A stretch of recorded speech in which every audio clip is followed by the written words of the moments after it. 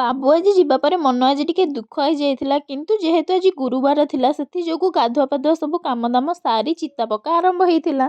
ଚିତା ସବୁଆଡ଼େ ପକେଇ ସାରି ମୁଁ ଆଗ ଯାଇକି ଠାକୁର ପୂଜା କରିଦେଇଥିଲି। ତାପରେ ଆସିକି ଚାହା ବିସ୍କିଟ୍ ଆଜି ଜଳଖିଆରେ ଖାଇ ଦେଇଥିଲି। ସତରେ ସାଙ୍ଗମାନେ ଏକୁଟିଆ ଜମା ଭଲ ଲାଗୁନି, କେତେ ଦିନ ଏକୁଟିଆ ରହିବି କେଜାଣି ଜାଣିବି ପାରୁନି।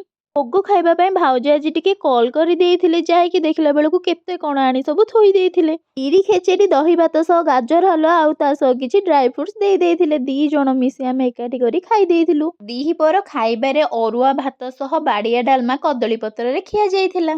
ସନ୍ଧ୍ୟାବେଳେ ଟିକେ ବାହାରି ଯାଇଥିଲି ହିରି ମନ୍ଦିର, କାରଣ ଆଜି ଥିଲା ଗୁରୁବାର। ଏ କ'ଣ ଛେନା ପୋଡ଼ପିଠାକୁ କ୍ଷୀରି ଭାଉଜ ଆଜି କେତେ ସୁନ୍ଦର ସବୁ ବନେଇକି ଆଣି ଦେଇଛନ୍ତି ଠାକୁରଙ୍କ ପାଇଁ। ମନ୍ଦିରରେ ଯେଉଁ ସବୁ କାମ ହୁଏ ସବୁ କାମ ଆଜି ସାରି ଦେଇଥିଲୁ। ତାପରେ ଭୋଗ ନେଇ ଘରକୁ ଫେରି ଆସିଥିଲୁ। ଭୋଗ ଖାଇ ମୁଁ ଡିନରଟି କମ୍ପ୍ଲିଟ୍ କରିଥିଲି। ଆଶା କରୁଛି ଆପଣ ମୋ ଚ୍ୟାନେଲକୁ ସବସ୍କ୍ରାଇବ୍ କରିବେ ବୋଲି। ଜୟ ଜଗନ୍ନାଥ।